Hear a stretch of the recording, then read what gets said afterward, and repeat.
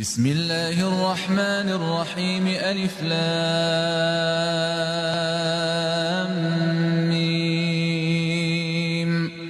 ذلك الكتاب لا ريب فيه هدى للمتقين الذين يؤمنون بالغيب ويقيمون الصلاة ومما رزقناهم ينفقون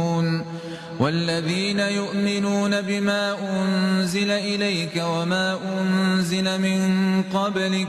وبالآخرة هم يوقنون أولئك على هدى من ربهم وأولئك هم المفلحون إن الذين كفروا سواء